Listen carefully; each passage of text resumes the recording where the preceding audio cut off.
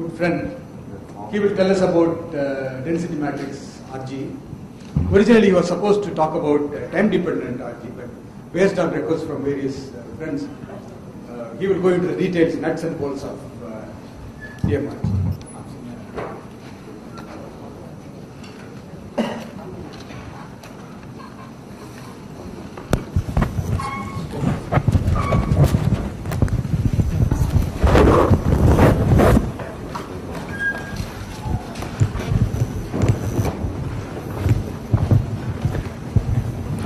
So thank you very much, Bhaskaran, and also thanks to all the organizing committee, namely Shankar, Mishra, and many others who have been responsible for this meeting and who have invited me to present this talk. I am going to go through very basic DMRG method because Bhaskaran and Vijay asked me about it sometime back, and then they said you can cover the time-dependent RG tomorrow. Day after tomorrow, am I right? Yeah. Okay. So, well, what are the kinds of Hamiltonians that we basically work with? Let me go through first. If you look at the tight binding Hamiltonian, this is the tight binding Hamiltonian. Supposing I introduce electron-electron interactions between the orbitals over which these creation and annihilation operators are defined, then I will have a full Hamiltonian, which is the tight binding Hamiltonian plus the interaction part. IJKL are the two electron integrals. I have written them in a slightly unusual form, which is actually the chemist's way of writing the two electron integrals, which is density repulsions. So electron 1 is in the charge cloud, overlap charge cloud of orbitals I and J. Electron 2 is in the overlap charge cloud of K and L, and then there is an interaction between them. But of course, this Hamiltonian is also very difficult to deal with. So people in chemistry made what was called the zero differential overlap approximation. In this approximation, they said that because you are looking at an overlap charge cloud of two orbitals here and two orbitals here, and because you are only dealing with one orbital per side, that is, there is only one orbital on site I and one orbital on site J, then unless the electron 1 is sitting in the charge density at a particular site and the electron 2 is on another site, the electron repulsion integral is 0. So in other words, IJKL is nothing but IJKL delta IJ delta KL. If you do this, and then you also, of course, physicists went one step further and they said that the interactions are screened out by the electrons in metals, because metals have very short d/Huckel screening length, and because of the short d/Huckel screening length, electrons will feel repulsion only when they sit on the same site, and otherwise they don't feel any repulsion. So they said that we will throw out all the integrals IIJJ for I not equal to J, and then you get your Hubbard model. And of course, in the large limit of the Hubbard model, you get your Heisenberg, Spinhoff-Heisenberg model, and so forth. And chemists, of course, always deal with semiconductors, organic semiconductors, which are organic polymers. So they don't want to throw out all these IIJJ terms. Instead, they parameterized the repulsion integrals, which are this one, which are these integrals IIJJ. Instead of throwing it out, they parameterized it using what are called two different kinds of parameterizations. One is called the Ono parameterization, and the other is the Matagon-Nishimoto parameterization. This is the one that is used widely, and so you get the Parzer-Parr-Pople Hamiltonian, which is actually a Hubbard model plus inter-site density interactions. And you also introduce a local chemical potential so that the site is neutral when it has got Zi number of electrons.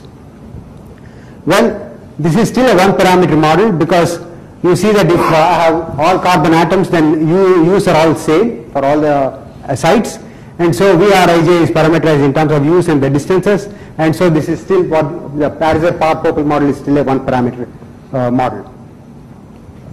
So this is the model Hamiltonian, which is, you have the U term, you have the T term between two orbitals, which is the transfer term, then the U term, which is on-site repulsion, and then the V12, the V13, and so forth. And this is the Parzer-Parr-Pople Hamiltonian, which was introduced in 1953. Well, if one wants to do exact diagonalization methods, Sukhvinder already told us that you are going to be having a d to the power n kind of a problem. That is, if you are dealing with fermions, then the Fock space scales as 4 raised to the power n, where n is the number of sites.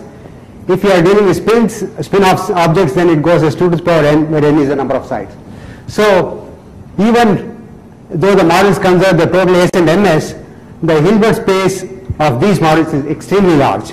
Okay, and even when you use total spin conservation for a 14-side problem, the number of singlets is 2.76 million, and when you go to a 16-side 16-electron problem, the number of singlets is like 34.7 million. So it's actually extremely difficult to do these calculations for very long systems. So I think the present day limit would be probably 18 sides, 18 electron system with all symmetries possible. Then probably you can, breaking your back, you can do the calculations. So ED methods are really not good for systems where you cannot do the extrapolations. So usually what people do in these exact diagonalization techniques is that they calculate the energy per side, or they calculate the optical gap or whatever, and then try to extrapolate it as a function of inverse function of the chain length, and then extract the thermodynamic limit information. But if you are looking at polymers like which are called polyparaphenylene vinylines, which has got 8 sides per unit cell, then you can only do the extrapolation over 2 unit cells, and it doesn't make any sense. So that is the reason why you cannot do these calculations using the exact diagonalization methods, and polyene problem has been beaten to death, which is actually 2 carbon atoms per unit cell. So you can actually do the calculations for about 8 to 9 unit cells and get extrapolated data which are reliable. But you cannot do that for real polymers which are important in organic electronics. So that is the reason why you have to go for other kinds of methods, and ED methods provide excellent check on approximate methods. So they are not useless, because you can always fall back on the exact diagonalization methods and see how good your calculations are, approximations are. Well, approximate methods are many. In the chemistry literature, one of the most used approximation method is what's called the restricted CI method. So you have got the Hartree-Fock later determinant, which is the starting point, and then you create particle hole excitations around this. So if you create a single particle hole excitation, you call it singlet configuration interaction. You can create 2 particle hole excitations and 3 particle hole and so forth. So people do SDCI methods. The problem with SDCI methods or restricted CI methods is that it is not size extensive. So because it is not size extensive, you cannot do extrapolation of quantities to the thermodynamic limit. Then there are other size extensive methods like coupled cluster methods, which have not been widely used in the context of these model Hamiltonians, and also they are quite complicated to use. So that's why it's not become very popular, but still in the nowadays you do see coupled cluster methods actually bundled into various kinds of quantum chemistry packages. Then you have the quantum Monte Carlo methods. Quantum Monte Carlo methods for fermions, particularly if you are going into higher dimensions or longer range interaction, longer range transfers, and if you are also away from half filling, you have got all these sign problems, and because of that you cannot do the quantum Monte Carlo methods. And even with quantum Monte Carlo methods, getting information about excited states is very difficult, because if you want to do that, then there are tricks, but again pretty expensive and difficult. So then you have the renormalization group methods, which are the energy eigenvalues. There are 2 kinds of renormalization group methods. The numerical RG method, which was based on the energy eigenvalues, and the other one is a density matrix eigenvalue based methods. So this is something that Miles spoke about in the morning. So supposing you want to do a renormalization group method, supposing I take 2 boxes of length L by 2, and from the eigenstates of the 2 boxes of length L by 2, I want to construct the eigenstate, the ground state eigenstate of the box of length L. You see that if I have 2 eigenstates like this, then there is no way I can get rid of the node at this point, so I will never converge onto this one, but actually I will converge to the first excited state. So that is the reason why you cannot do an energy based methods, and this has proved to be actually in quantum systems. People tried it, Chewy and Bray tried it in the late 70s or early 80s for spin chains, and then it turned out to be giving you very bad errors of about 5% for the this ground state energy per site for the spin half Heisenberg model. So that's the reason why you cannot do these kinds of things. But on the other hand, you want to do density matrix based methods. Well, density matrix based methods are not new to chemistry, because one of the things that the chemists used to do was take the 1 particle density matrix and get the eigenstates of the 1 particle density matrix. The 1 particle density matrix eigenstates are called natural orbitals. So you keep all those natural orbitals which have large density, and then construct your Slater determinants around these natural orbitals, and then do a configuration interaction calculation, in which case you would get a large part of the correlation energy is regained in your calculation. So density matrix method was quite well known, but it was not tied to, yeah. In the first place, how do they get the density matrix? You start with a Hartree fork, and then do a, either a Myler Placet perturbation theory or CI. You get your eigenstate. From the eigenstate, get the one particle density matrix, and then use the one particle, the natural orbitals to rewrite your Slater orbitals, and then keep continuing. Okay. So iterate. Of course, this does not have the RG component. The way density matrix renormalization group method is different from this natural orbital basis is in two very important ways. One, you are not looking at just one particle density matrices, but many particle density matrices, and you use the eigenstates of many particle density matrices to span the Fock space of your system block. And then the second one is that you also keep augmenting the system, as in the RG approach. So you keep adding either two sites or one site or three sites, depending upon the kind of problem you are working with each time, so that you augment the system. But when you augment the system, you want to construct your Hamiltonian matrix, which is of the same dimension as before. Only the Hamiltonian matrix elements are different. So you are renormalizing the Hamiltonian in that sense. The coupling constants are changing constantly as you keep increasing the size of the system, but the size of the Hamiltonian matrix or the size of the Hilbert space that is spanned is not going to be increasing. So this is what the density matrix renormalization group method is. And now let me go over to the implementation of the density matrix renormalization group method for the simplest case of a spin half chain. So in the spin half chain, you have, let's start with the four side problem. Okay, I have four spin halves, and I have taken open boundary conditions, so that my Hamiltonian is S1 dot S2, S2 dot S2 prime, S2 prime dot S1 prime. The prime sites are always on the right side of the block, and the unprimed sites are on the left side of the block. And if you look at the left block has the states, Fock space states, which are these four states corresponding to two down spins, two up spins, spin one down, spin two up, spin one up, and spin two down. So these are the four states you have. Now, use this Hamiltonian and construct a, so if you have four spins, you basically have the basis states are actually the direct product states of the left side Fock states and the right side Fock states. So you basically have a 16-dimensional Fock space. So in this 16-dimensional Fock space, you can write down your Hamiltonian matrix. That's quite simple because each one, S1 dot S2 can be expressed as S1Z, S2Z plus 1/2 S1 plus S2 minus plus S1 minus S2 plus. So you know how to operate by these things on these spins, and so you can pick up the coefficients. Once you pick up the coefficients, you get the Hamiltonian matrix. Once you get the Hamiltonian matrix, you can get the ground state. And the ground state can actually be written as sum over the left block states and the right block states times a coefficient C, which depends upon the left and the right block states, times the direct product of the left state and the right state Fock space states. Okay, so this is very easy. So basically, this will have, like, if I am looking at MS equal to 0 state, then it could have up down times down up, or up up times down down with a certain coefficient here. So the eigenstate is very easy to obtain. So it's only a 16 by 16 matrix. If you specialize it to the case of MS equal to 0, it will be a 6 by 6 matrix, and solving a 6 by 6 matrix is extremely trivial. So once you get this, what you do is you construct the density matrix for the left block. Okay, rho LL prime. So what is rho LL prime is sum over the right block states CLR CL prime R. So you know these coefficients CLR, and so from the CLR and CL prime R you can construct rho LL prime.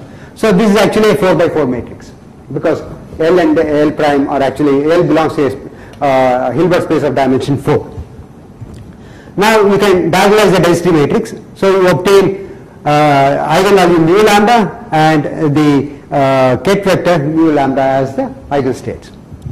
Now what you do is, now let me jump to something that is more than 4 states, because 4 states is too small. So assume that we had actually done this calculation for a fairly long enough chain that we had something like 256 or 512 is the dimension of the left side space, because if it is 256, it means that you are working with a 16 side chain, and then you have the density matrix for the 8 side chain. So you will have something like 256 density matrix eigenvectors if you were to deal with a larger problem. And now what you want to do is you want to construct a renormalization matrix OL which truncates based on from the 256 dimensional space to, let us say, a 128 dimensional space, which means you only keep 128 dominant eigenvectors of the density matrix. So you order your density matrix eigenvalues in a decreasing order, keep the first 128, and the first 128, the eigenvectors corresponding to the first 128 eigenvalues is what will be used in the construction of the renormalization matrix OL, and these are all nothing but the column vectors. Mu1 is the column vector which is 256 elements are there. Mu2 is another 256 element, and mu128 is also having 256 elements in a column. So basically this OL matrix is a L by N matrix. If L in our case was 256 and N in our case was 128, then you see that this is actually 256 by 128 matrix. So you can repeat this also for the right block. Okay? And of course, I was telling somebody that block diagonalizing, diagonalizing this matrix, the density matrix rho, is a very, very easy job. Simply because rho can be written in a block diagonal form corresponding to different MS values. So usually even if it is 256 by 256 matrix, it is block diagonal corresponding to MS is equal to 4 all the way to MS is equal to -4. So you have 9 blocks. Each of these blocks is small enough that you can actually obtain the eigenvectors and the eigenvalues quite easily without resorting to any of the more advanced techniques for actually obtaining the eigenvalues and eigenvectors, or doing the singular value decomposition like Sukhwinder was talking about. So in this case, repeating for the right block would be very different. It won't be. If you have a symmetry, then you can actually use the same thing. Your Hamiltonian has that symmetry. Depends, the correct Hamiltonian has a symmetry, but in general it may not have the symmetry. Okay, but because depends, if you are having heteroatoms in a chain like polymethane amines, carbon, nitrogen, you will not have symmetry. So you repeat this for the right block as well, and once you get the density matrix, then you can write down your Hamiltonian matrix corresponding to the left block.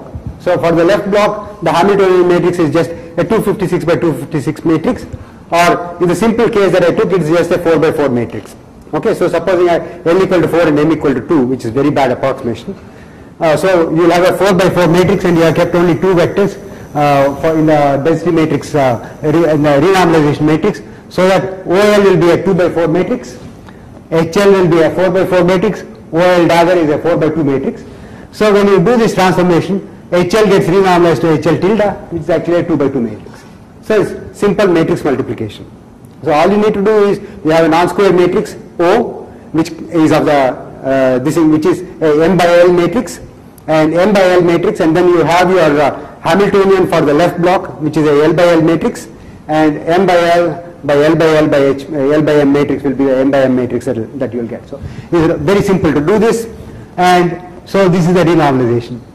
So you can also renormalize all the other kinds of matrices. For example, for the site 1, I want to find out what the matrix S1Z is. So S1Z matrix for the site 1 will be a diagonal matrix, and because it is up is the first state, the first state diagonal entry will be half, and down for the second one, the second diagonal entry will be 0, minus half, third one will be plus half, minus half, like that. So you can very easily write down this matrix for the SZ. So once you write down the matrix for SZ, you can also renormalize the SZ matrix. So you have to renormalize all the necessary matrices for calculating a Hamiltonian matrix element at the next stage. Okay, so this is how you renormalize it, and then you repeat the process for the right block. So now what you have got is a renormalized or a truncated Hamiltonian for the left block, and truncated matrices for the operators of occurring on the left side, which are interesting to you. Like you can have the operator for S plus, you can have the operator for SZ, you can have corresponding to sites 1 and 2. So you'll have 4 operators in this particular case that you'll have to carry through. So now I'll augment the system. And how do I augment the system?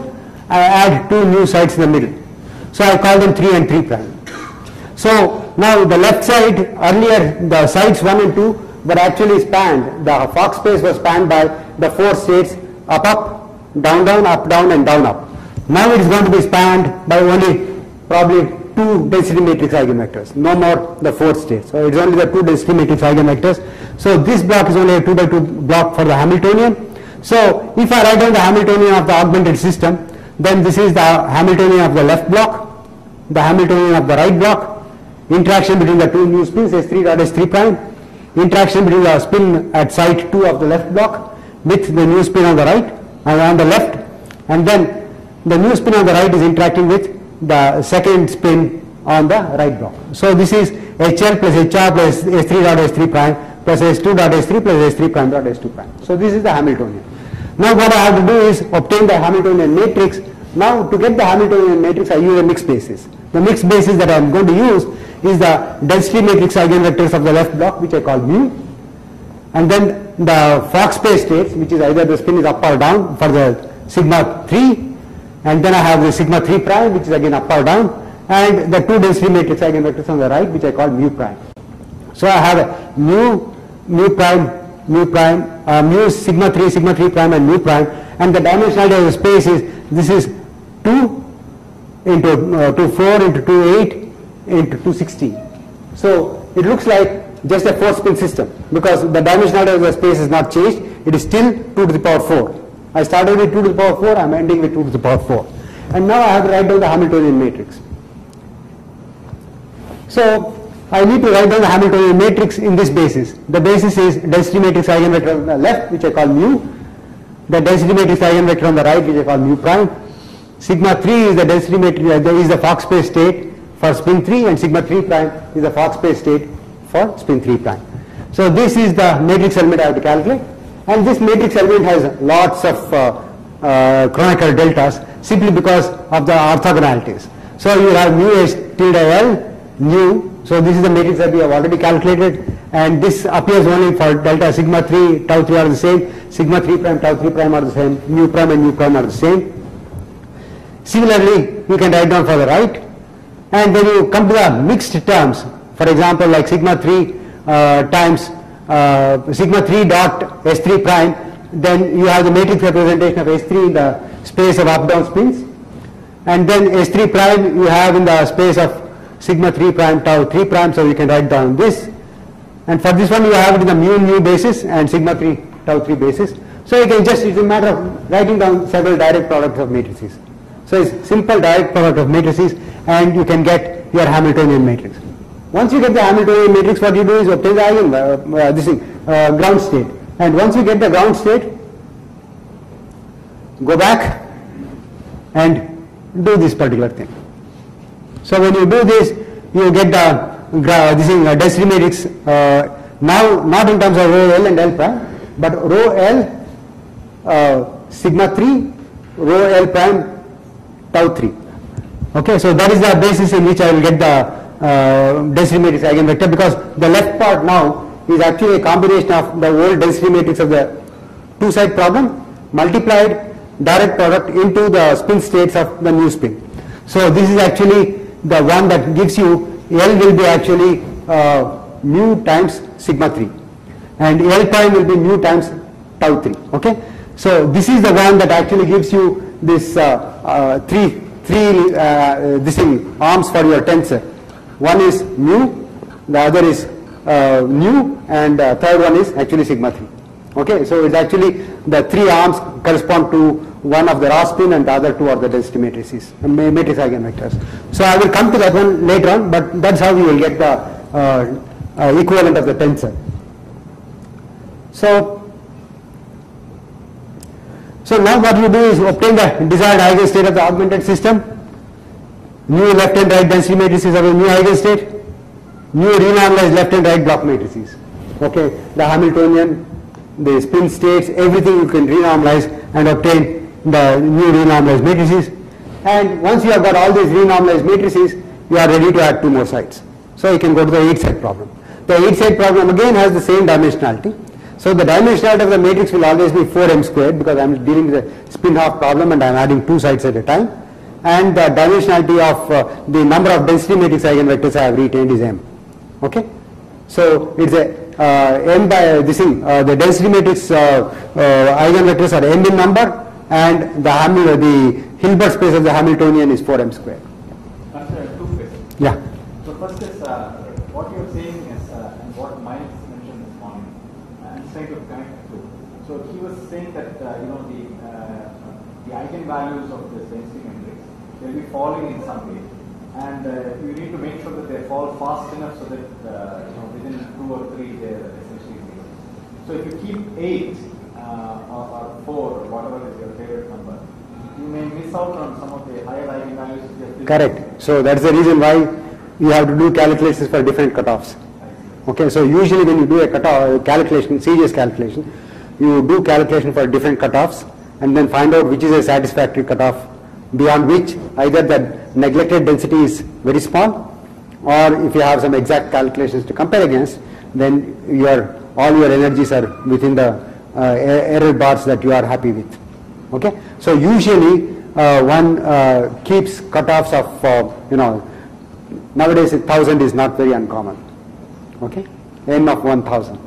Then I have a second question. Yeah, please. So you took two pieces like this. This was a free and this was a free. I mean, nothing on the other side. You added two sides here. So instead of to neglect or to get rid of these end effects, why don't you think of a geometry like this and one here and one here? Yeah, that's what I have done for cyclic boundary conditions. It works very well. This is something that we did because we were working with molecules, particularly having 6-membered rings and all that. And in order to build it up, we had to go through a different algorithm. And at that time we discovered that if you do a cyclic boundary condition, it's always better to think of it as two leg ladders joined at the ends, and then you keep adding two new sides. Okay, and that's something that I'll talk about. For cyclic boundary conditions, that's the best way of going about, because otherwise it is error prone.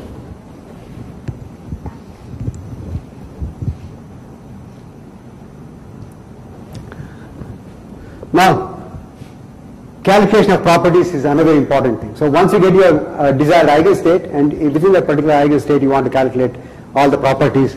The kind of properties that you are interested in are spin densities at various sites, if you are dealing with radicals, or charge densities, because if you are dealing with a carbon-nitrogen chain, you want to know, or the donor-acceptor chains, you want to know how much of the charge has been transferred. For example, TTF, TCNQ system, if you want to model, and then you want to know how much of the TTF has donated how much electron into the TCNQ, that kind of things that you will need to know.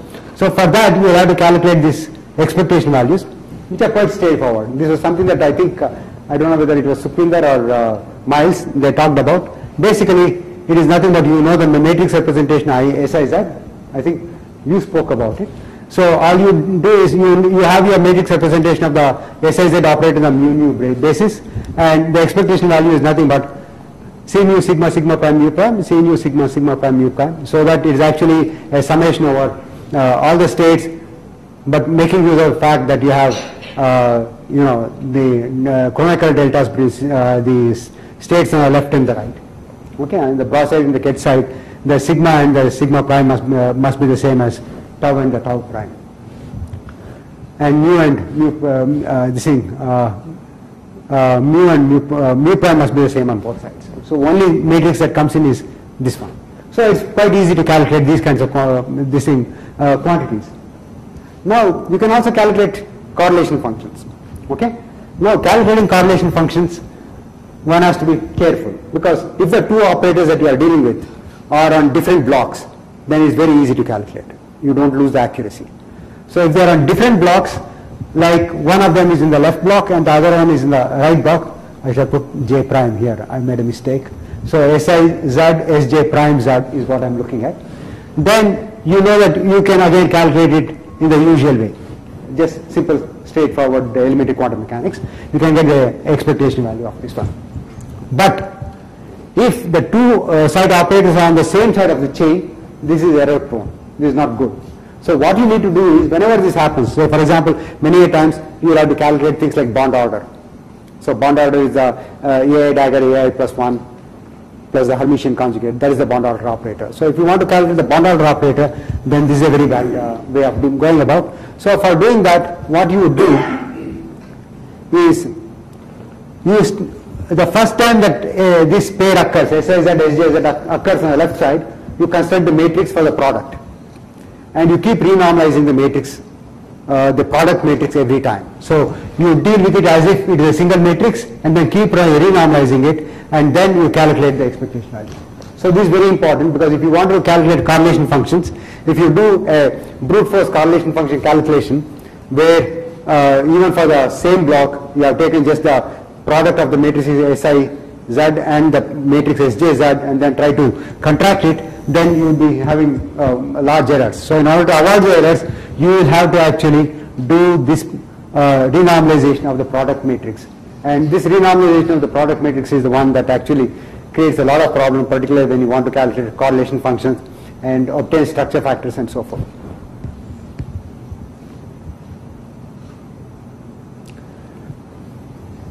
Now, all the while I was talking about targeting the ground state. So how do you get the excited states? So of course, there are very trivial ways of getting excited states. One of them is that you can get the ground state in the ms equal to 0 sector and the lowest energy state in the ms equal to 1 sector. The gap is going to be most probably the gap corresponding to the spin excitation.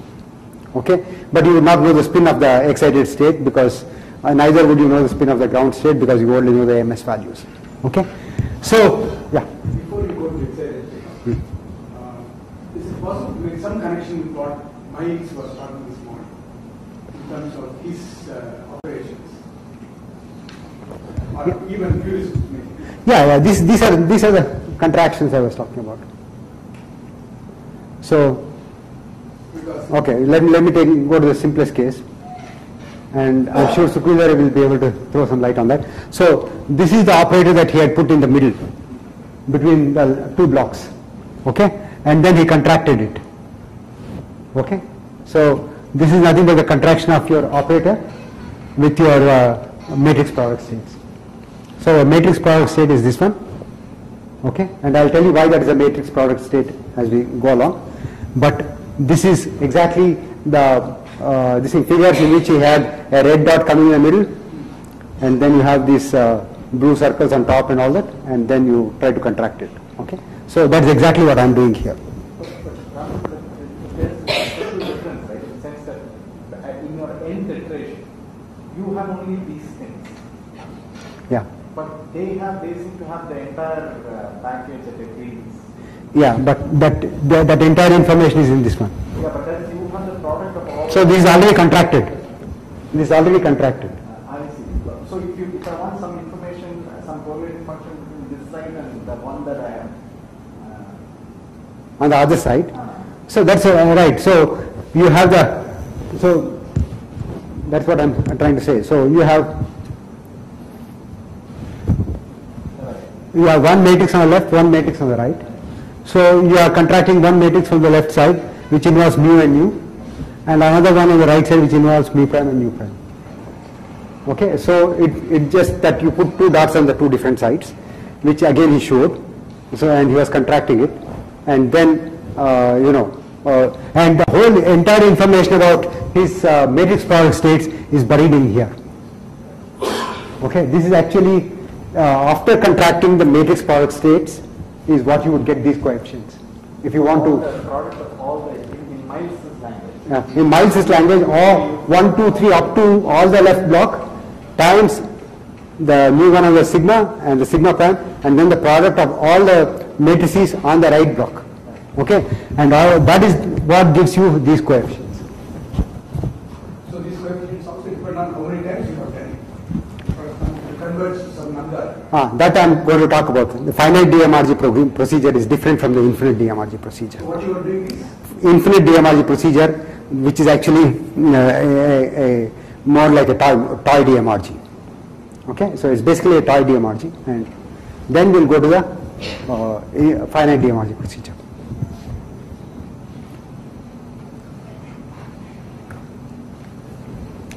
Okay, let me see how we can target the excited states.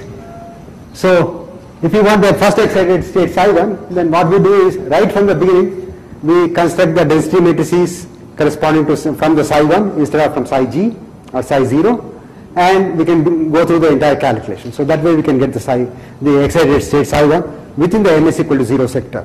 Of course, if you want the excited state, the lowest excited state is in the ms equal to 1 sector, it's trivial to get it because you get the lowest state in the ms equal to 0 and the ms equal to 1 sectors, the difference in energy will give you the spin gap. Okay, so supposing it is not the spin gap. See, because what happens is many times in molecules, the lowest excited state can be is a triplet state, and the second excited state is a singlet state.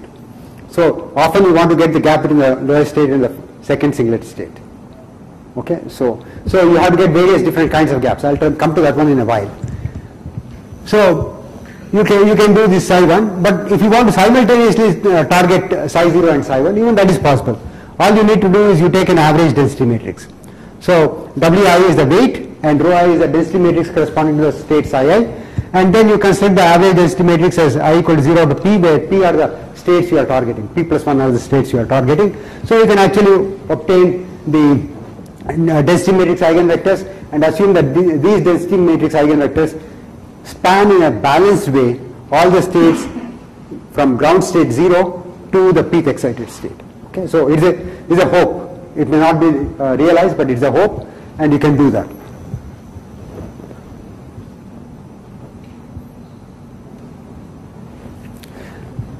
Initially, when Steve White came up with the idea of cyclic boundary conditions, he said the best way of implementing it is put one side here and the new side at the other end, so that you are basically having an interaction which is long bond interaction, if you want to call, only between the state n prime and 1 and state between state n prime and 1. So this will be the longest range interaction, and you will have interaction between n minus 1 and n and n and n minus 1 and 1 prime and n. Okay, so sorry, there will be an interaction between 1 prime and n, and then n prime and 1. So these are the long bonds, because the ones that are, so you can keep constructing your cyclic boundary condition by adding these kinds of sites in this fashion. But the problem is that these kinds of interactions that you introduce are extremely error prone, because if you look at the density matrix corresponding to the operator matrices of the operators corresponding to site 1 prime, it would have undergone many times renormalization. Okay, so you start with 4 sites. To go to the 6 sites, you would have renormalized it once. To go to 8 sites, you would have renormalized it twice. To go to 10 sites, you would have renormalized it thrice, and so forth. So if you go to say 200 sites, you would have already renormalized it almost 100 times, and then this interaction between 1 prime and n prime will be extremely error prone, and that is the reason why this method does not work very well. But on the other hand, if you introduce this method, where I said that you start with a ladder, I have all the left side odd sides are on top and right side odd sides are on bottom, and then I keep introducing sites in the middle, then the longest interactions you have is 5-7 interaction. That's always 2 sites removed. So if the interactions are only 2 sites removed, it is highly accurate. And using this, you can get the spin gap for the spin half Heisenberg system going to 0, because spin half uniform Heisenberg model must have 0 spin gap, and that 0 spin gap you get correct to about 10 to the minus 5, which is pretty good.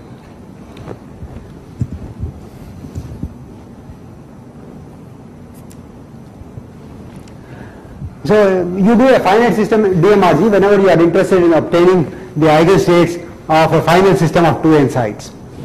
So whenever you are constructing the 2n site system, what's happened is at every stage you have not used the density matrix corresponding to the 2n site system. For example, the density matrix corresponding to 3 sites, rho 3 is from the 6 site system, rho 4 is from an 8 site system, rho 20 is from a 10 site, rho 10 is from a 20 site system, and so forth. So in the 2n site, in order to construct, what you really want is that all these density matrices are actually density matrices of the 2n site system. So you want the rho 3 to be the density matrix of the 200 site system, or rho 4 also to be of the 200 site system, and so forth, not of the 8 site system. So if you want to do that, then you will have to do what's called the finite system DMRG. and this really improves the energies enormously. So I'll just show you how one goes about this one. So what you do is, you do your infinite system DMRG, and you come to a stage where you have n2 minus 1 sides on the left, n2 minus 1 sides on the right, and then 2 sides sigma 1 sigma 1 prime in the middle.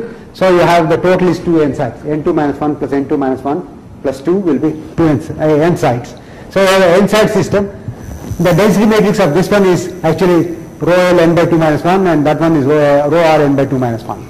Now what you do is, you construct the density matrix corresponding to n side problem, which is incorporate this into the left block and then get the rho n by 2 on the left. Use the old rho n by 2 minus 2 of the right, and then you put 2 new sides to the right, and then you have an n side system, right? So now you do the calculation of this one and get the density matrix for the rho n by 2 minus 2, which is the first iteration density matrix, because you replace the old density matrix that you had for n by 2 minus 2 by the one that you get from here. And you keep doing this. It's almost like a zipper. So it keeps going to the right until you hit only one side on the right, and then you get the new matrix O1 R prime, and then now you zip it back until you come to one side on the left, and then go back again until you have equal number of sides on n2 minus 1 and n2 minus 1 on the left and the right. The density matrices now that you have are actually the first iteration density matrix, not the zeroth iteration density matrix. And these density matrices are more accurate than the density matrices I started with, which are here. So because of that, when I do the calculation of the ground state energy, or the energies and the eigenvalues, they are much more accurate in this particular case. So that's how you do your finite system DMRG. So why is it more accurate? Sorry, Huh? why is it more accurate? The more accurate is because, see, what I said was, for example, when I had this density matrix at the first iteration, it was the density matrix of n by 2 minus 2 system, not of a 2n side system, but of a 2n minus 2 side system. Okay? But you really want the density matrix to be of the 2n side system. Okay? In order to make it more accurate. So initially you started with density matrices of smaller systems, and not density matrices, small density matrices corresponding to large systems.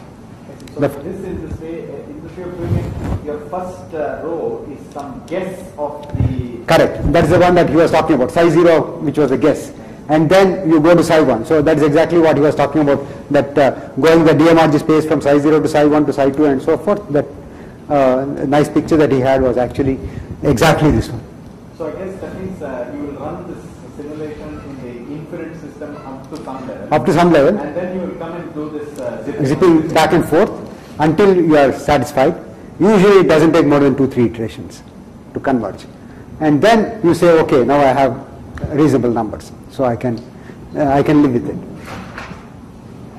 So, in contrast, directly writing down the matrix product state, and then optimizing those matrix elements. But that is also the end result. That's the end result, but that is murderously hard, because supposing I am looking at matrices which are like 200 by 200 matrices, m equal to 200. Then how do I optimize all the 200 matrix elements of all the 200 sites?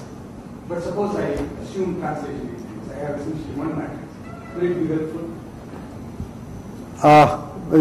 Your translation variance implies that you are having a cyclic boundary condition. For example. Yeah. Okay, for example. Then maybe it will be helpful, but even then you will have 4,000 parameters.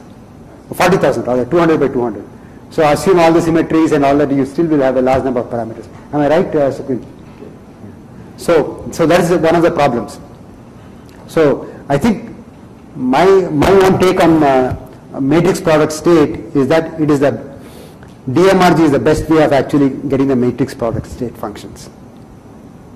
Okay, so it's just matrix product states were known for a very long time. I think even the DMRG in some form was known. Baxter had done it in statistical mechanics using the Carnot matrix this renormalization group. If you go to Toshino's website, the Kobe University, so you will see Baxter had done it in 60s. Okay, so but that was actually going from this thing, treating the two-dimensional classical model as a one-dimensional quantum model. Transfer matrix technique. Okay, so I had done that. So, but the point is that a density matrix renormalization group is the one that actually gives you a handle on how to do things. So in this some nice matrix. Yeah. You can write down Yeah. Yeah. Some usually was asking if you can display one such n result in terms of the form of matrix. Suppose optimized for Heisenberg chain. How does it look like in terms of? It looks crazy. No, it is not in any tridiagonal form, nothing. In fact, if you want to get the eigenvalue, you may actually cast it into tridiagonal form using a Lanczos scheme, but that is not greatly accurate. It's better to use a Davidson scheme. So it is not, it's not, if you look at the matrix elements, it's messy, but it is sparse. The matrix is reasonably sparse, so we use the sparse matrix techniques. Okay, because of so many chronicle deltas, the matrix is really sparse. So you don't have to work with all the zero matrix elements.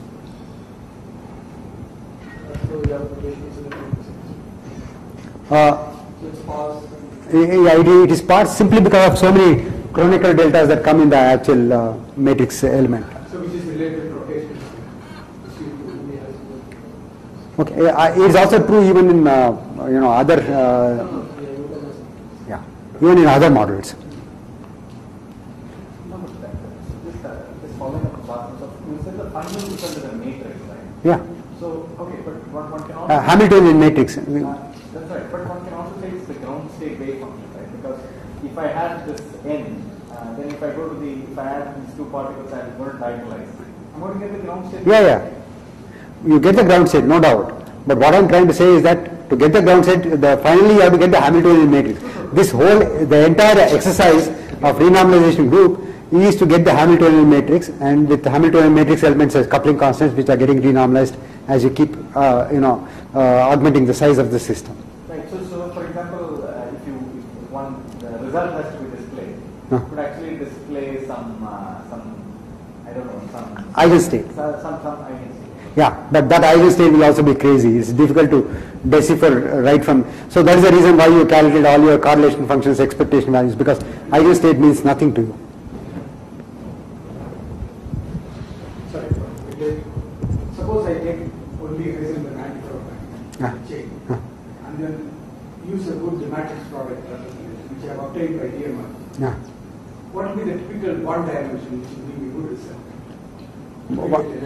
Now, what the bond dimension means? Of the matrix, that is, so you have the matrix. Okay, for the Heisenberg system, the truncation M, if you keep 32, then you get ground state energy per site accurate to at least a part per million.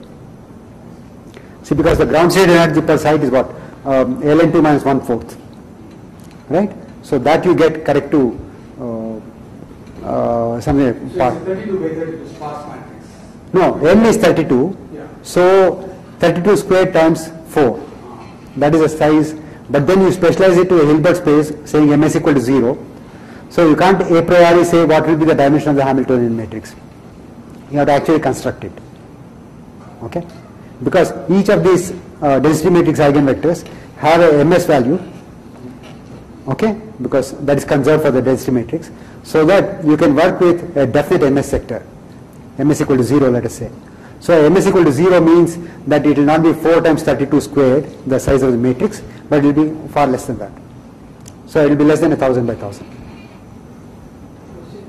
Yeah.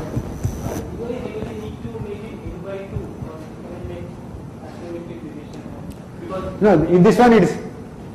I'm doing an asymmetric division in between, but then if I want to say I have completed one iteration, then I have to go from there to there. What you're doing in between, can you start from there? Because anyway, What is the advantage? you are visiting both sides, right? Yeah, I'm visiting both sides, but what is the advantage is starting from an arbitrary division, that is starting with 6 sides. Is it equivalent? It could be equivalent, but the way people implement it is always equal sides because it's easy. You can use the reflection symmetry. And you don't have to calculate the density matrices for the left and right, at least in the infinite DMRG separately. See, in the infinite DMRG, if you have unequal number of sides on the left and right, then you will have to consider the density matrix for the left as well as for the right. Whereas if you have equal division, then you can just use the one on the left onto the right. Okay, so that cuts down the calculation, numerical effort. For the infinite part. That's for the infinite part. Afterwards, of course, when you do the finite sweeps, you have to have unequal ones.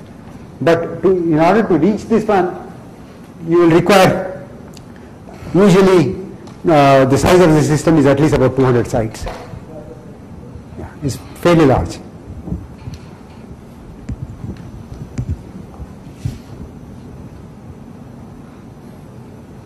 So just to recap, the density matrix renormalization group technique involves iteratively building a large system starting from a small system.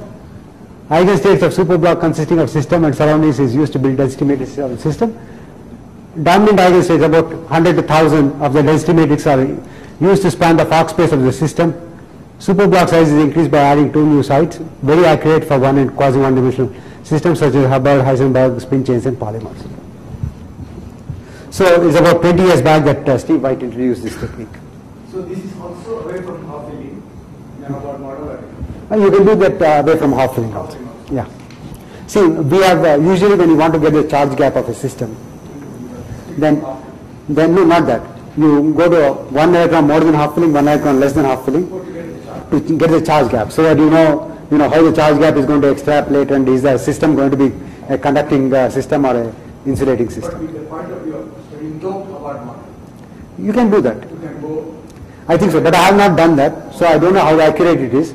But definitely, if you have a half filling plus minus 1 electrons or plus minus 2 electrons even, it's still accurate. 15% doping. Optimal. 15% doping, I don't know.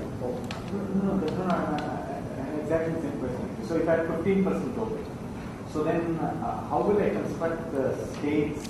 Oh, you'll have to construct 15% doping in different ways. That is, initially, sometimes you add 1 electron, sometimes you add 2 electrons. The number of electrons that you add into the system, as you keep increasing the number of sites, need not be equal to the number of sites. Okay? So, and there are different paths by which you can construct, and you have to find out which is the best path.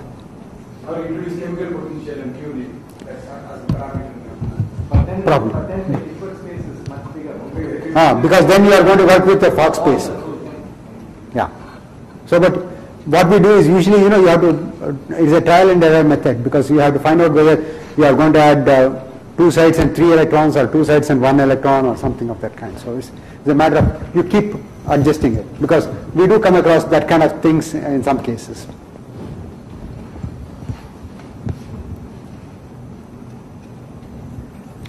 Now I want to make explicit connection between DMRG and matrix product states. Okay, so let us assume that we did the finite DMRG, and then we went into the limit case where I have n-1 sites in the left block and only 1 site, which is the nth site on the right block. Okay, and my eigenstate psi is written in terms of the eigenvectors of the n-1 block times the Fock space state sigma n of the nth site, so it is mu n-1 sigma n, right? It's just straightforward, because the states on n-1 is spanned by mu n-1 and the state on the nth site is spanned by sigma n. So, and it's a direct product of these two is what I have to take, and I get a representation of this one. Now, if you look at mu n-1, that can be written in terms of the density matrix eigenvectors of these are density matrix eigenvector of a block with n-1 sites. So the density matrix eigenvector of a block with n-1 sites can be written as a density matrix in terms of density matrix eigenvectors of the n-2 block and 1 spin at n-1 site. So this matrix gives me the mu n-1 in terms of mu n-2 and sigma n-1. Right? So I can keep doing this. So I can just substitute it back in this one and so on and so forth. So when I keep doing it, then what I will get is psi will be somehow mu n-2, mu n-1, sigma n-1, sigma n, a n-1, mu n-1, sigma n, and all that. So this is just a matter of getting the products. So all that I have done is each one of these states that I started with nu n minus 1 can be expressed in terms of nu n minus 2 minus sigma n minus 1. Nu n minus 2 can be expressed in terms of nu of n minus 3 times sigma n minus 2. And if I keep doing that all the way, then the whole thing will turn out to be just the expression in terms of this sigma 1, sigma 2, sigma n, nu 1, nu 2, nu n minus 1. So I will have a1, nu 1, sigma 1, nu 2, nu 1, sigma 2, nu n minus 1, sigma n, sigma 1, sigma 2, sigma n. Okay? So what I am going to do is I will say that the contracting index that I have, I will put in on the horizontal arm, and then the spin index that I have, I will put on the vertical arm, and then I will just multiply them out. So this becomes a matrix product state. And in your approach, it's not a variation because you get exact numbers for A's. Yeah, exact numbers for A's. Yeah. So that is the connection between matrix product states and the density matrix renormalization group calculations. So it's just a matter of going back and forth. Okay. But your point is that you can start with this matrix product answer, Yeah. and then treating it as a variational problem is very, very hard. I think so. I think he should be able to. do that. You will do that. But it's true that DMRG is probably the fastest way to do those. Yeah. Because I am not very familiar with matrix product states per se because I have not followed it so closely. Okay, but the point is that I find, you know, after a while, you start developing, you stop developing things and start using things, and it becomes a habit. So But this way of doing matrix product state, does that give you some advantage that you can use a 2D systems as compared to DMRG bits where this adding yeah, but the point is that both of them suffer from the same problem.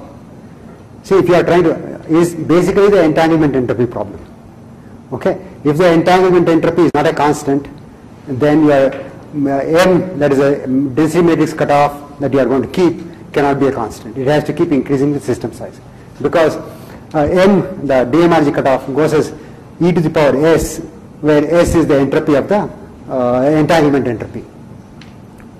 And entanglement entropy is a constant only in one-dimensional system because when you cut it, you only have two dangling bonds. But of course, near criticality, you have got logarithmic corrections like he was mentioning, and so you again have problems. But nonetheless, if you keep large enough m, you can go close enough to the criticality. Sorry, Ramesh. Yeah. Suppose I am trying to solve the ground state problem. Periodic boundary condition. Then this formally all these A's will be identical. Yeah, they should be, no? So how will you see it in your analysis? Because then you could stop there in one step. I don't know. I mean, like, The way you are motivated. see, because I have never put my DMRG wave function that I got back into the matrix product states and looked at the matrices. So because I have to do it backwards, no? Like what I, That's what you are yeah. saying. So I have not done that. So I don't know exactly how the matrices will look, but he must be having an idea in that. They are the same. So, but whether I will get the same, I may be getting the same, correct to some numerical accuracy. No, but I thought Dr. was by making them same a priori. Even then you have a large number of parameters. Because if you are dealing with a 200 by 200, 200 is a cutoff that you have used for density matrix, or chi that you use, then you are going to be having 40,000 parameters. So there must be some systematic way of actually changing them. So some of your symmetries, do they also get reflected in these things? Should get reflected, but because when we calculate properties, the properties reflect that, which means the wave function does have that. We also impose these symmetries. We also impose the symmetries, but I'll talk about it a little bit later. I impose the symmetries.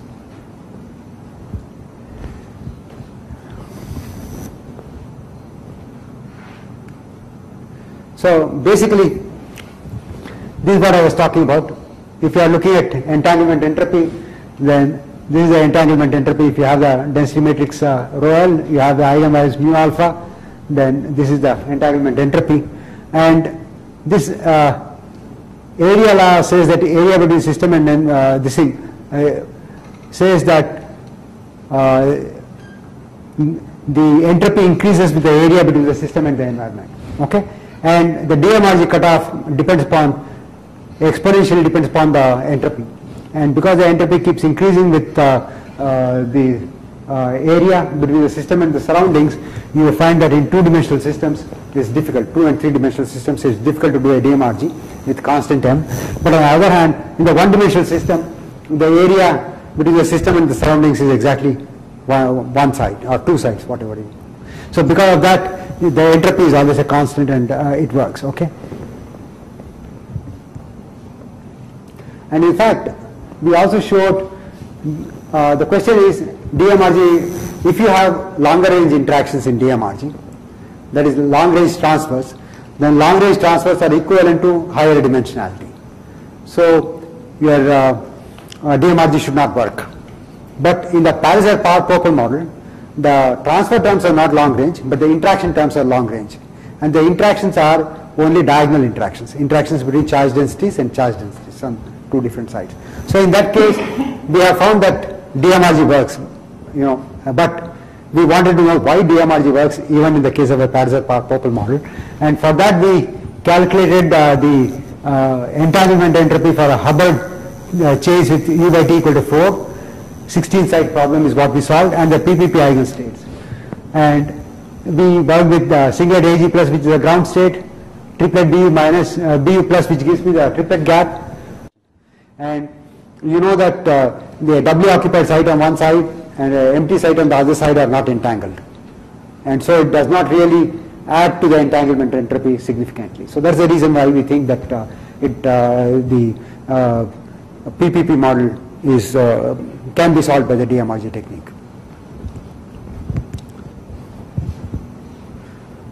Bhaskaran, I can go into various things, but you can tell me when you want me to stop. I will stop.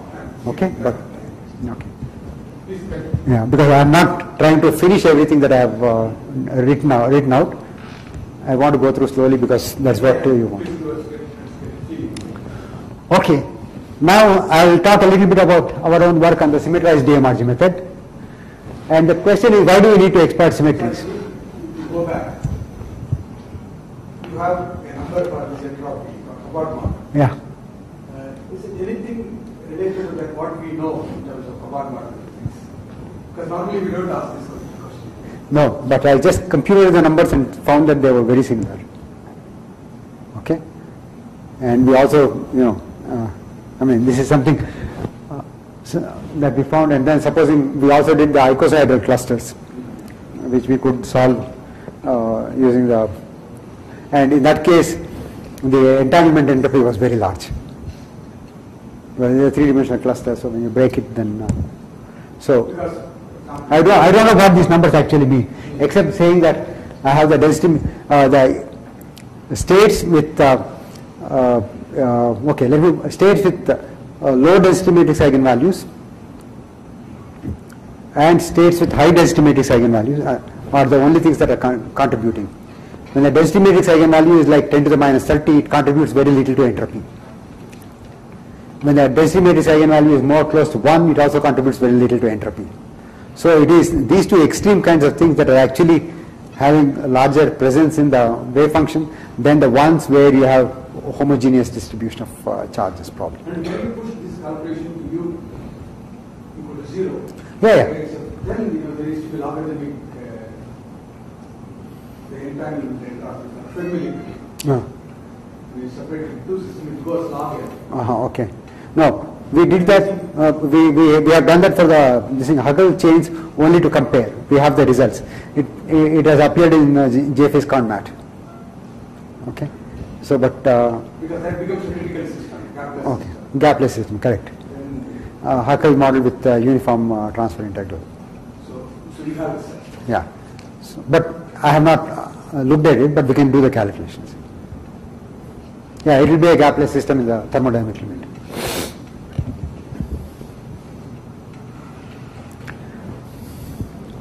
Okay, so our main interest in density matrix renormalization group was to be able to apply it to conjugated polymers, because conjugated polymers are extremely important systems from the point of view of organic electronics.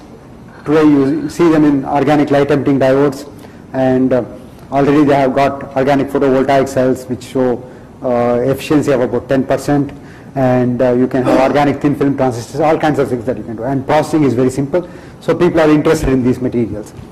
And for that reason, we were actually looking at methods to study these things, and DMRG was probably the ideal method for studying these things. But of course, when you are looking at polymers, the important states are not just the ground state, but the lowest dipole excited state, because that is going to tell you whether a polymer is going to be fluorescent or what is the kind of intensities that you will have when the polymer starts luminescing. And you also need to know the lowest triplet state, because nowadays it's very important, particularly in the context of multi-exciton generation in the photovoltaic cells, organic photovoltaic devices. And then the lowest 2 photon state, because the lowest 2 photon state and the relative ordering of these two states, 1 BU state and the 2 AG state, is extremely important to know whether a polymer is going to be fluorescent or not. If 1 BU state is the lowest state, then the polymer is fluorescent. If 2 AG state is lower than 1 BU, polymer is not fluorescent. It follows from a very famous rule in organic photochemistry called the Kasha rule. And then there are also other states like MAG plus, a state with very large transition dipole to 1 BU state, and BU state is a large transition dipole to this MAG plus state and all that.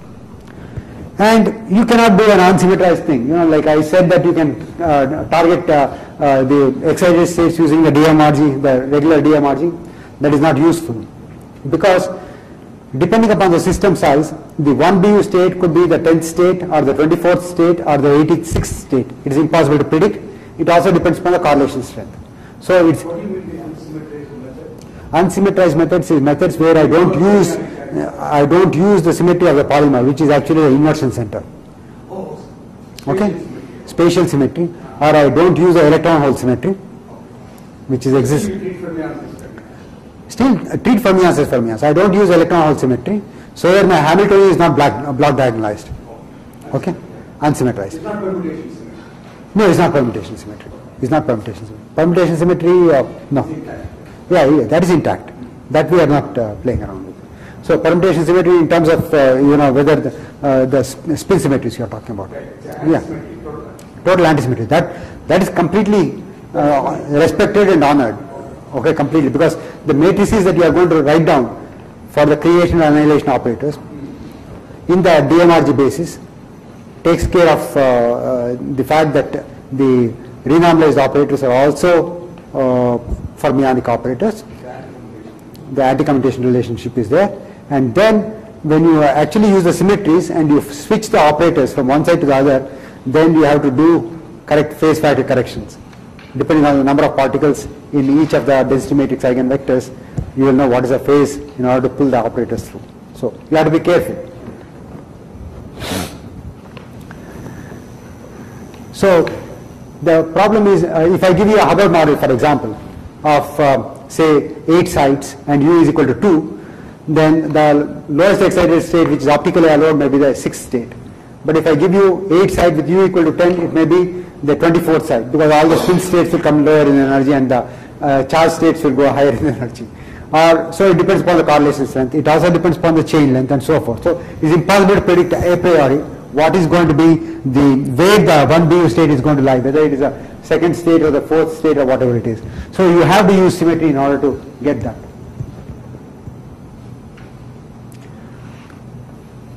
So the kind of symmetries that the polymers have are when all the sites are equivalent and the system is bipartite like a polymer, then you have charge conjugation or electron hole symmetry, or it's also called the alternancy symmetry in chemistry, or it's also called the pairing symmetry or the alternancy symmetry in chemistry. Both terms are used.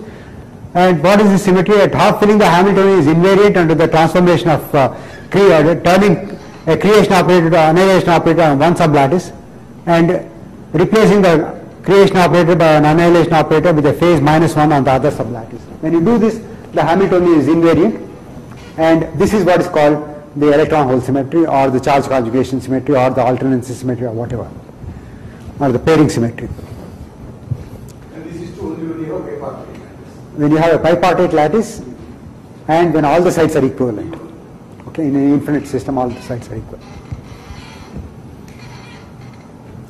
So what does this do? So this bipartite symmetry, when you look at spaces which are even under this symmetry or odd under this symmetry, you have the following. When under the even symmetry, the full space consists of what? You have, when you at half filling, you can have interaction energies which is 0, u, 2u, etc. Now, when you go to a space which is even under electron hole symmetry, you go to a space which consists of 0 interaction energy, states with interaction energy 0, u, 2u, etc. Under the odd, you only have interaction energies of u, 2u, etc. So when the interaction energy is 0, every site is singly occupied. When at half filling, when all the sites are singly occupied, then you don't have any interaction energy, and that is a 0. But this is absent in the space which is odd under the electron hole symmetry. And that is why this space is called an ionic space, and this space is called the covalent space. And a dipole operator always connects these two states. And because of that, you will see that if we can get the lowest state in this one and the lowest state in this space, then the energy gap between these two states will be the optical gap, or the gap which is connected, or this is the states are connected by the electric dipole radiation. But interaction mixes those two, covalent and ionic subspace are mixed. No, interaction does not mix. No, electron hole symmetry is there whether you have interaction or no. I'm thinking of super exchange. You go from two singly occupied site to a doubly occupied site and then come back. Yeah. That's great. See, that's how super exchange happens. So that's right. When the super exchange happens like that, then you are only in the covalent space. So that is the space in which you are there is only this one, because all the states with U, which are very large, are thrown into the Stoneware excitations. Okay, charge excitations. So your spin wave excitations will only come from this space, covalent subspace. So there is virtual mixing into this. So there is a mixing of 0, U, 2U, etc. in this space, and there is also a mixing of U, 2U, etc. in this space. But the 0 won't come into this space. The covalent states won't come into this space. So that is why covalent space is the one that contains, in addition to ionic states, the covalent states. Whereas ionic space does not contain any covalent states. So that is the definition.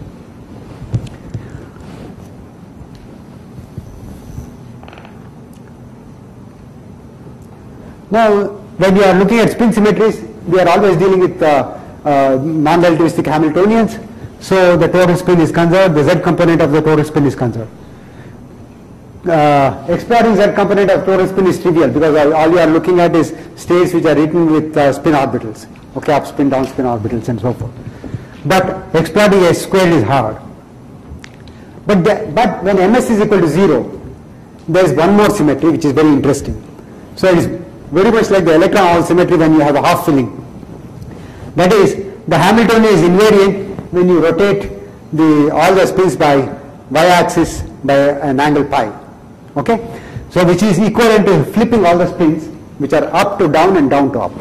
So the Hamiltonian is invariant under that, and when you have that symmetry, it's easy to show that your full space consists of Ms equal to 0, and Ms equal to 0 consists of total spin 0, 1, 2, etc. Now, under spin inversion, even space only consists of 0, 2, 4, and the odd space consists only of total spin 1, 3, 5. So if you are targeting the singlet ground state, you are not going to have any problem with the triplet, which will be the lowest excited state. Similarly, when you are targeting the triplet, you will have no interference coming from either the quintet states or from the singlet states. So they are thrown out. Okay? So that is why this particular symmetry is also extremely useful.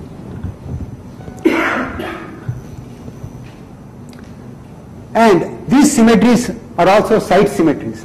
For example, if I give you the Fock space of a single site, then you have state 1 is vacuum, state 2 is upspin, state 3 is downspin, state 4 is up and downspin for a particular site. Because if you have an orbital can be empty, occupied with an upspin electron, occupied with a downspin electron, or occupied with 2 electrons. So that is what a Fock space is. Now the site electron hole symmetry operator Ji has the property of switching the empty sites to W occupied sites and W occupied sites to empty sites, because wherever you have a creation operator, it is replaced by annihilation operator, and wherever there is an annihilation operator, it's replaced by creation operator, except that there will be a phase one has to be careful about, and you will see that 1 goes to 4 and 4 goes to -1, and 2 will be going to 3 eta is equal to +1 on the A sublattice and -1 on the B sublattice. Okay, 2 and 3 will be interchanging that way. So the side parity operator also has, that is a spin inversion symmetry, also has similar kind of side representation. So which is 1 going to 1, 2 goes to 3, 3 goes to 2, 4 goes to 4, 4 goes to -4. Whereas alpha beta goes to minus beta alpha, and alpha goes to beta, beta goes to alpha, and empty remains empty. Sorry, 5 minutes. Yeah, okay. 3:30, I can finish in about 5 to 10 minutes. Okay. I'll just do this symmetry part and then finish. So, because they are side operators, you can represent them as direct products. And you can keep renormalizing them quite easily, because just as you had side operators with spins and other things, similarly symmetry operators can also be renormalized and carried through. So that is a great advantage with this one. I just want to find out, when physicists do this DMRG, normally they don't worry about too many excited states. That's right. In fact, very rarely do they worry about excited states. For example, when they do the Kagome lattice and various things, they are not looking at the spin excitations at all. They are focusing on that, whereas you worry about excited states. Because most of the idea behind using model Hamiltonians is not to worry about total energy, but to worry about the excitation spectrum.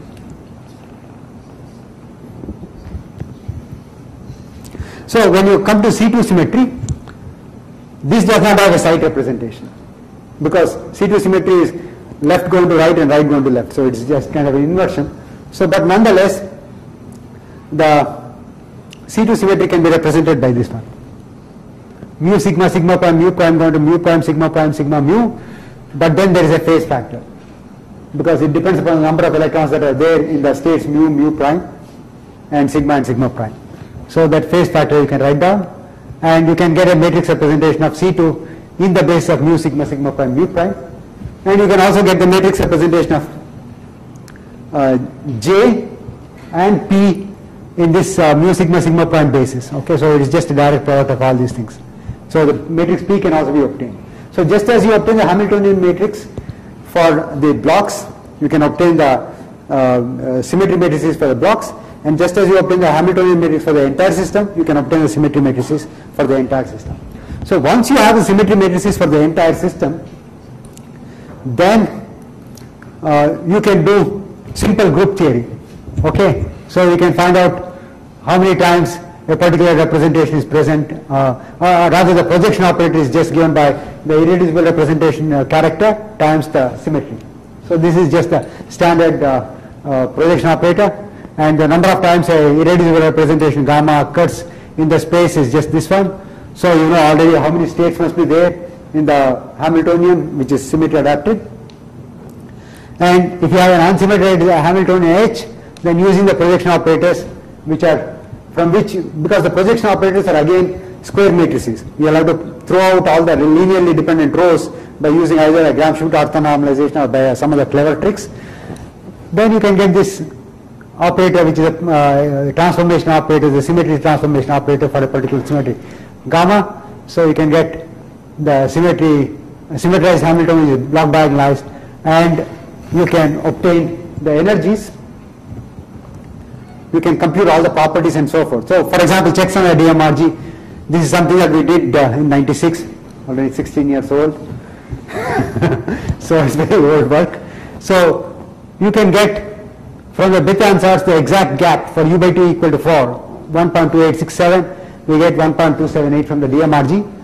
And for u by t equal to 6, we get a gap of 2.895 against 2.893 from exact result. And this is with only about a cutoff of about 150, which was the best we could do those days. And you can also show that the singlet gap for the uniform Hubbard chain has to go to 0. This is actually going to 0.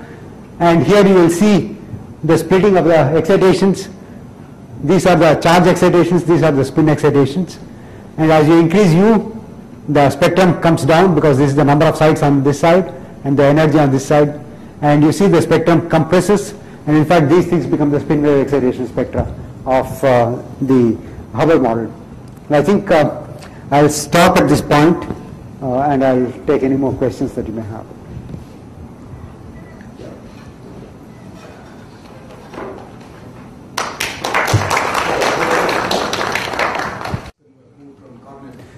Garnet Chan. Quantum chemists have started using this matrix product state and Benson product state. Yeah. As a state, See, you have been using this for a long time, but are there new entries in, or is it giving new insights? I think there are people who are interested in it, and Garnet Chan has tried to do for molecules. But you know, the problem with doing a calculation for water molecules is like doing calculations for DMRG calculations for a very high dimensional systems, because you will have transfer between oxygen orbital with all the hydrogen orbitals, and within the oxygen orbitals there are transfers. Okay, when you write down the Hamiltonian. Does it mean that somehow quantum entanglement, which we normally don't talk about in chemistry, is in fact playing a role? Yeah, chemical systems are highly entangled systems usually. So, but we always thought that they stop at the level of bonding and they don't come out. But are you saying that determining? I think per se chemists are not so much worried about the entanglement aspect of the quantum states in molecules. But when you want to actually do a DMRG calculation for molecules, this is the one that actually comes in the way of doing a DMRG calculation, because the quantum chemical states, the states of molecules are highly entangled. Because when I write down a molecule, then you would see that you look at a molecular orbital, go into the K space, then you will see that there is going to be interaction between different slater determinants, which is equivalent to saying that, which are off diagonal, which is equivalent to saying that you have not only nearest neighbor transfer, but you also have long range transfer, effective long range transfer. So once you have effective long range transfers, then the system becomes multidimensional. So the normal feeling that one has that if the system is gapped, is a good gap, quantum mechanics is not very important perhaps, it's not good. Is that what you are saying? Yeah, I think chemical systems, molecules are quantum mechanical because they are very small. Okay? But where will it show up? The entanglement. Property. I'm guessing like if there is a chemical reaction, you may get some unexpected results. No, usually chemical reaction is a very, very strongly correlated system, and so probably other degrees of freedom get integrated out. See, because when the chemical reaction is happening, a bond is going to break. When the bond breaks, the transfer integral is going to 0. So U by T becomes very large. So when U by T becomes very large for that particular bond, then probably you can ignore the correlations on the other bonds. And so the system becomes basically a very strongly correlated system, which is not correlated probably, so which is not entangled. So when you meet a chemistry friend next, I'll tell him that entanglement is important. He will agree. Okay. I don't know if this is, I don't know if I should ask this question now. It's a little more technical question related to the half-filled Hubbard model. Yeah. So in your notation, suppose I had a density matrix whose states were labeled by mu. Yeah. And I add 2 sites. So basically what I'm going to add is I'm going to add a system in which I have to add 2 more electrons. At half filling. At half filling. Correct. So that means these 2 sites will have 4 states. Yeah. 2 the W occupied site 1, but there is also one other state where I can take 2 electrons and put it in the mu states. Correct. So the restriction that you are going to place when you are trying to find out the Hilbert space is that the total number. See, density matrix eigenvectors conserve number of electrons. Okay, so you know the number of electrons in every density matrix eigenvector. Okay, so density matrix eigenvector on the left, let us say I'm dealing with a 20 side system. Density matrix eigenvector on the left has 8 electrons. Density matrix eigenvector on the right has say 9 electrons. Then the 2 sides in between must have 3 electrons. Otherwise you won't have 20 electrons in 20 sides. So you put a restriction. So you always sector it by number, because number of electrons is a good quantum number. So your Hamiltonian can be sectored by total number of electrons. Correct? I got that. Yeah. But you see, when I add these two sides, Yeah. I'm adding 2 more electrons. No. I'm only adding 2 sides, which means I'm adding 4 states on each, but not all of them will give you allowed Hilbert space states. Say for example, if I want 3 electrons, then I must have a state which is occupied by 1 electron on one side and 2 electrons on the other side, or vice versa. And I must also make sure that the m is equal to 0, which means that one side must have either up or down spin. Cannot have both up and down, is not allowed. Okay? So you put the restriction that the total ms, which is ms of the mu plus ms of the sigma site plus ms of the sigma prime plus ms of the mu prime state is equal to 0. So that is for m is equal to 0 targeting. Similarly, you put the same restriction on number of electrons. Number of electrons at mu plus number of electrons in sigma plus number of electrons in sigma prime plus number of electrons in mu prime is equal to number of sites is equal to number of sites. That's at half filling. But you see, the mu states have only particles with n minus 1 by 2 particles. Right? No. That is the Fock space. The mu sites has particles all the way from 0 to 2n minus 2. They are the Fock state space. Fock state, they are representing the Fock space. They are not representing the Hilbert space. Okay, is a many particle states with different number of particles. So every density matrix eigenvector on the left, for example, I am looking at a 20 site problem with 9 sites on the left. The 9 sites on the left, the density matrix eigenvector can have either 0 electrons or 18 electrons or any number. I see. You're doing canonical. Okay, No, grand canonical only as far as the part is concerned, but the full system you are going to the Hilbert space. So before we close, so since coffee time also will have a discussion, we will come back after 20 minutes, 3:50, and then have formal discussion. And there are several questions we have noted some of them. So we'll have discussion session going for about